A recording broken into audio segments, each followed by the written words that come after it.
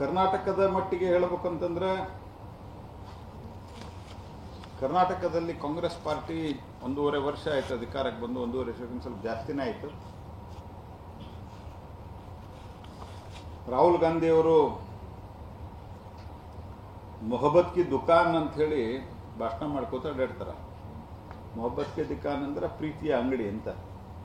ಮೊದಲಿದ್ದವರಿಗೆ ಅಂಗಡಿ ಪ್ರೀತಿ ಮಾರಾಟ ಮಾಡೋದಿಲ್ಲ ಅನ್ನೋದು ಗೊತ್ತಿಲ್ಲ. ಆದರೆ ಅವರು ಯಾವುದನ್ನ ಹೇಳ್ತಾ ಇದ್ದಾರೆ ಅದಕ್ಕೆ ತದ್ವಿರುದ್ಧವಾಗಿ ಎಲ್ಲೆಲ್ಲಿ ಅಧಿಕಾರ ಇದೆ ಅಲ್ಲಿ ನಡ್ಕೊಳ್ತಾ ಇದ್ದಾರೆ.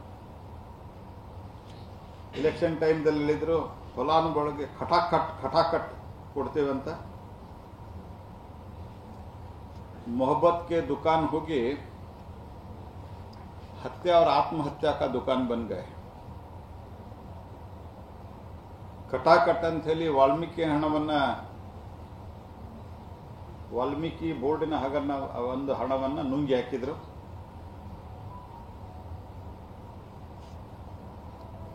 ಎಸ್ಸಿಪಿ ಟಿಎಸ್ಪಿ ಹಣ ಯಾವಾಗ ಗ್ಯಾರಂಟಿ ಅನೌನ್ಸ್ಮೆಂಟ್ ಮಾಡಿದ್ರು ಕಾಂಗ್ರೆಸ್ ಪಾರ್ಟಿಯವರು, ಆವಾಗ ಡಿಪಾರ್ಟ್ಮೆಂಟ್ಗೆ ಸಂಬಂಧಿಸಿದಂಥ ಯೋಜನೆಗಳ ಹಣವನ್ನು ನಿಮ್ಮ ಗ್ಯಾರಂಟಿಗೆ ಬಳಸ್ತೀನಿ ಅಂತ ಹೇಳಿರಲಿಲ್ಲ. They never told that. ಆದರೆ ಅದಾದ ನಂತರ ಈಗ ಎಸ್ಸಿಪಿ ಟಿಎಸ್ಪಿ ಹಣವನ್ನು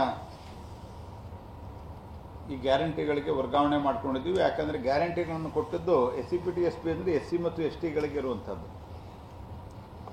ಅದನ್ನು ಕಟಾಕಟ್ ಟ್ರಾನ್ಸ್ಫರ್ ಮಾಡಿಕೊಂಡ್ರು. ಕಟಾಕಟ್ ಯಾರಿಗೂ ಏನು ಬರಲಿಲ್ಲ, ಕಟಾಕಟ್ ಟ್ರಾನ್ಸ್ಫರ್ ಮಾಡಿಕೊಂಡು ತಿಂದು ಹಾಕಿದರು.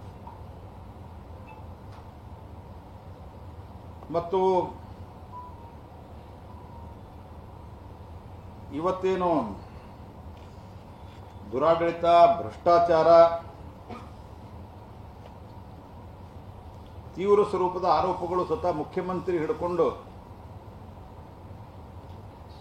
ಅನೇಕ ಸಚಿವರುಗಳ ಮೇಲೆ ಬರ್ತಾ ಇತ್ತು.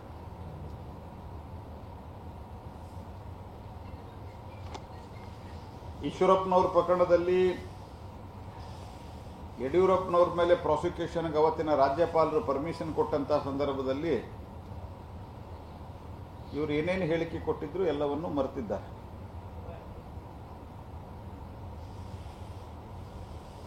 ಆದರೆ ಇವತ್ತು ಸೊಕ್ಕಿನಿಂದ, ದುರಹಂಕಾರದಿಂದ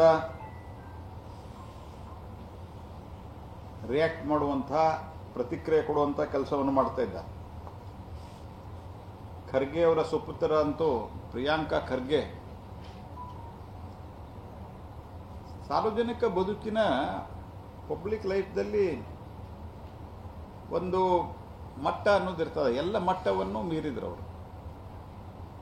ಎಷ್ಟು ಕೆಳಗಿಳಿಬೇಕೋ ಅಷ್ಟು ಇಳಿದಿದ್ದಾರೆ.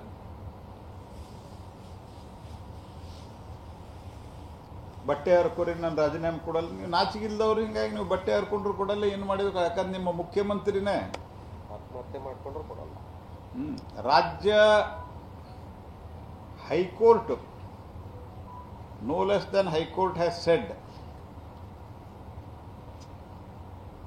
ಮುಖ್ಯಮಂತ್ರಿಗಳ ಅಥವಾ ಆಯಾ ಕಾಲದಲ್ಲಿ ಉಪಮುಖ್ಯಮಂತ್ರಿ ಇತ್ಯಾದಿ ಮಂತ್ರಿ, ಉಪಮುಖ್ಯಮಂತ್ರಿ, ಮುಖ್ಯಮಂತ್ರಿ ಇದೆಲ್ಲದನ್ನು ನೀವು ಇರಲಿಲ್ಲ ಅಂದರೆ ನಿಮ್ಮ ಶ್ರೀಮತಿಯವರ, ನಿಮ್ಮ ಹೆಂಡತಿಯ ಹೆಸರಿನಲ್ಲಿ ಇದ್ದಂಥ ಆಗಿರುವಂಥ ಅವ್ಯವಹಾರ ಇಷ್ಟು ಫಾಸ್ಟಾಗಿ ಆಗಕ್ಕೆ ಸಾಧ್ಯ ಇಲ್ಲ. This is the comment of the high court.